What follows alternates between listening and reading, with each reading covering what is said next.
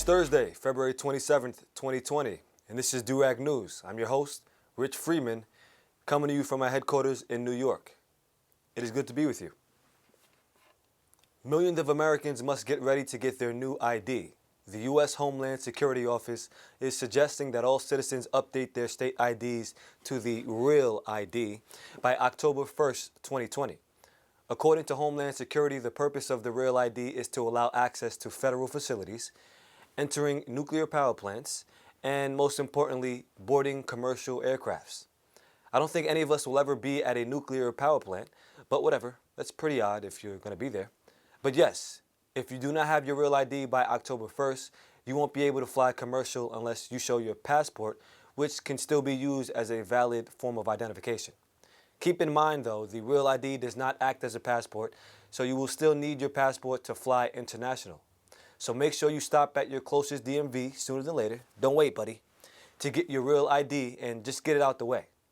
I just hope that they let me keep my Durag on when I take my pick. Now for your weather report, we have our meteorologist, Celiac Lawsuit, with the scoop. Celiac, what's going on with the weather? 5, 4, 3, 2. Thank you, Rich Freeman. Hi, everyone. I'm your weather reporter, Celiac Lawsuit, here with the latest. Should I point? Yes. So if you're in the New York area, you're going to be witnessing a lot of sun this weekend. It's going to be 40s to 50s. I mean, I'm not complaining, but is it winter? Because we just skipped it, basically. It has been nothing but 40s, and I'm loving it. But we are getting a 20% chance of snow Monday, so, that's bipolar weather for New York. Y'all killing the earth, what do you expect? And even if you go down south, it's still the same thing. They're actually getting a winter storm. Y'all don't want to go there. So, but it's colder for them, too. That's another thing. Global warming, we're killing the earth. And for this part of the weather, I decided to take a seat. Did y'all hear about Antarctica? It has reached its highest degree of 64.9. Antarctica. The polar bears? The penguins? Come on now, we gotta save them. And I do mean y'all when I say that. And now, poor Puerto Rico. It has been getting slapped with earthquakes. I mean, how could one country, one area, have over 500 earthquakes since December? That was 5 with 2 zeros. And y'all don't believe global warming and we're not killing the earth? We have got to do something or else I'm going down. Anywho, the audience, the soul killers of this earth. Here are some helpful tips to help save what's left of this earth. Use a paper straw. Bacardi tastes the same, y'all. No excuses. And this cup, is it the absolute best for the environment? Hell no. But you get that juice, so it's okay. And lastly, I know some of y'all are alcoholics out there, so just recycle the bottles at the end of the night, all right?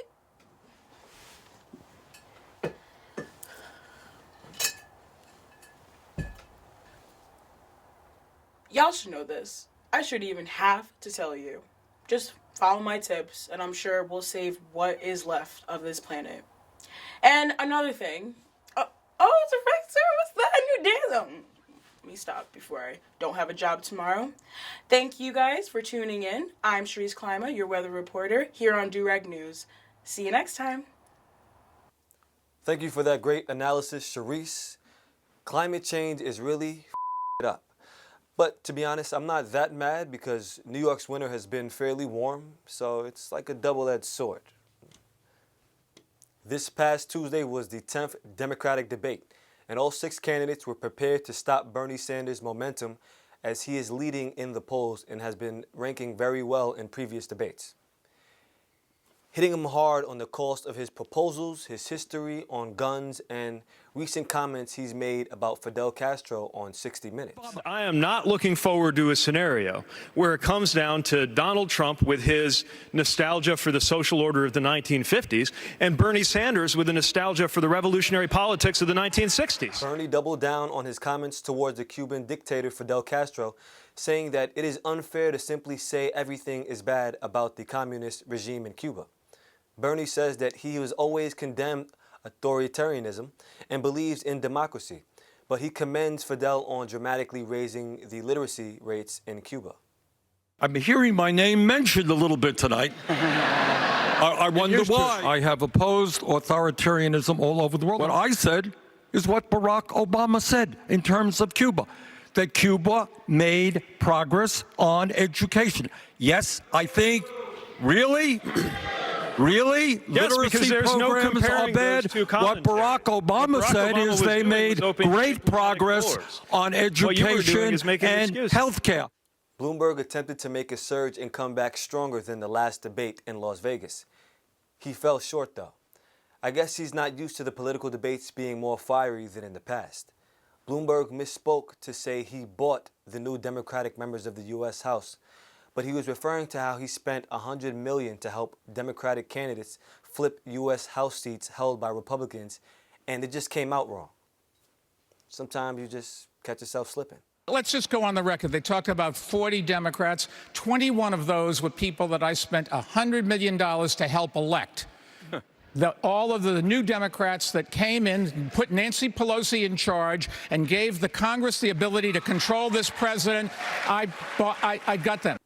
Candidate Elizabeth Warren blasts Bloomberg over reports that he told a female employee to kill it when she became pregnant. Bloomberg denies the claim, but Warren wouldn't let up. She then gave her own personal story of discrimination on her former jobs after she became pregnant. And she even escalated her push to get Bloomberg to release former employees from NDA agreements they signed while working for him. At least I didn't have a boss who said to me, kill it. The way that Mayor Bloomberg never is alleged said to that. have said to one of his pregnant employees. People want a chance to hear. People want a chance to hear from the women who have I never said that. Senator Warren, that is a very serious charge that you leveled at the mayor. Yes. You told a woman to get an abortion. What evidence do you have of that? Her own words. And Mayor Bloomberg, could you respond to this? Never said it. Period. End of story. So as you can see, each debate is becoming more and more fiery as candidates push forward to voting dates. It's like old people's version of Love and Hip Hop. There's fighting, arguing, and they cut each other off when they're speaking. The fact is, here's the deal. I'm not out of time. You spoke over time, and I'm going to talk. Here's the deal. And hey, you never know. I think Elizabeth Warren might throw a drink on Bernie or Bloomberg during the debates if it keeps up like this. But here on DRN, we feel us young folks need to be aware of the political climate. Most policies being introduced is directly affecting us, so we must know what the is going on. There's 7 white people on this stage talking about racial justice. And I know that if I were black, my success would have been a lot harder to achieve. And I know a lot of black people that if they were white, it would have been a lot easier for them. That's just a fact, and we've got to do something about it than rather just demagogue about it. Speaking of young folks, the White House is hiring 23-year-old James Bacon to have a top position in the Presidential Personnel Office. James is currently attending George Washington University and will be graduating with his bachelor's degree this year. The PPO oversees the selection process for presidential appointments and works to recruit candidates to serve the president in departments and agencies throughout the executive branch. So that's all you need to work at the White House, huh? Is an anticipated bachelor's degree? Seems like nepotism to me, but I'm not mad with that. I mean, ain't nothing wrong. I think it's always good to hire people that you know. And it's also good to have someone young working a position like this in the White House. I just hope that they are prepared for James to come in late for work sometimes because he partied the night before and had over 23 shots of whiskey. I remember those college days, and we all used to get wild drunk. But then again, on second thought, I don't remember too much of college because I was drunk more often than not. We would wake up early, take shots, go to sleep late, and take some more shots. It's all just one big blur. What really happened? Now we check in with 40 Mills and No Limit Phil down in the Chi-Town with Durag Sports. Thank you, Richard. Thank you. I'm 40 Mills, and this is... No Limit Phil. How you doing today, No Limit? I'm feeling pretty flashy. Same crew, same dude, but different suit. How you feeling? I like that. How you feeling today, 40? I'm feeling pretty breezy. Let's go. All right, we're going to jump right into it. We have an interview with 2 Baylor players. Let's take a look at that. We're going to toss it off to Mark Tristan. Ha! By Yale. How's that happen? Are you directing that towards anyone? Gentleman who just talked about getting out rebounded. He had the stat sheet. Torian? You said how do they have more rebounds? You said he got out rebounded. I was surprised. You did. 36-32. How does Yale out rebound Baylor? You go up and grab the ball off the rim when it comes off, and then you grab it with 2 hands, and you come down with it, and that's considered a rebound. So they got more of those than we did. Oh! Thank you, Mark. Thank you, Torian. That was the best interview. All right, but guess what? Right. We have somebody else you can talk to that we just interviewed. And we're going to toss you right to Russell Westbrook. Anthony Thomas with Russell Westbrook. Russ, did you guys lose this game or did the Jazz win this one? What? Bro, what are you talking about, man? Bro, I'm out, man. That nigga's tripping. How did we air What are you that? talking about, bro? Anyway, this is we have to cut it short today, so we got a top 4 because it was too many plays out there. So we're gonna hit number 4. 4. Drop. All right, we're gonna start with Shaq's daughter. She's 13 years old. Okay. And she dunked in their home basketball. I want to. Let me see that. Let me see if that's 10 feet for real. They showed it. Yeah. Oh, ooh. That was pretty nice. Bunnies. 13. 13. Yeah, that's 10 feet. I'm 6'2", 6'3" roster height. Excuse me, I'm 6'2". 6'3" roster height. And I can't touch I can a dunk. lick of the rim. Oh, please. Actually, let's talk about that. Let's take a look at this. You guys let us know if this is considered dunk. We gonna play that. Show them the clip. Yeah, we will. That is slow mo. We're gonna fast forward. Okay. That's bunnies. That's sad. That's a dunk. Let me know, guys, if that's a dunk or not. We're just gonna let you know that. All right. Sad. Skip on. We at number 3. So it was a bet where students, had a bet with their teacher that if she make this half room shot, that they ace all their exams for the year. Yeah. So we're gonna take a look at this. Kobe, you feel me? Let's look at it. Oh, that was pretty nice. Drip or drown. Drip or drown. You feel me? All A's. Green like the screen. You feel me? I would like that lady for the rest of the year. I pick her over LeBron. Clutch. All right, go ahead with your number. All right, so we're gonna go number 2. And this right here, I'm gonna just tell guys, it scared the crap out of me. I'm sure it'll scare the crap out of you. There's this guy in some heels. I don't want to yell that. And heels. Heels. And he does a backflip. Let's take a look at what happens. Okay. Ooh. Ooh. I'm good on that. I don't even know what to say to that. I will. So let's just move on to number 1. So this actually happened. I don't know when it happened, but all I know is that Giannis got dunked on twice, and this is the dunk that I picked on by Chris Boucher. It said, bonjour, boom, he just dunked on him, he put it on his head. Oh my God. Head. It was a night. It was okay. I think she a hater. I think people just like it. Let's talk conflict. That's a dunk on Giannis. Giannis. Antetokounmpo. He's a human being that's just very large. The Greek freak. Very large man got dunked on. So? Congratulations. So? Exactly. So? I mean, you guys let us know. Well, I think I'm done for the day. We're done. Every episode, you never fail. Thank you. We're tossing back to you, Richard. Ugh. Wow, bravo, bravo. Those are some great interviews, and I'm glad we were able to get Russell Westbrook on the show. That brother don't take no shit. And No Limit Phil, although you were very close to that dunk, that wasn't a dunk, bro. You're going to have to step them bunnies up. That's what it is. Are you tired of receiving robocalls and spam calls? Americans received 58.5 billion robocalls in 2019, up from 47.8 billion the previous year. Well, the FTC has created a national Do Not Call Registry that will prevent these fake calls from blowing up your damn phone. You can register your home phone or your mobile phone for free by visiting the website www.donotcall.gov. Once a phone number is put on that list, it becomes a violation for scammers to call that number under the Telephone Consumer Protection Act, which restricts the making of telemarketing calls and the use of automatic telephone dialing systems. After registering, you shouldn't receive any more robocalls, and if you still receive calls, just report it to the FCC, and then you can sue the company for up to $3,000 for calling you. Now, hurry up and add your number to the registry. It literally takes 5 minutes. You know I did.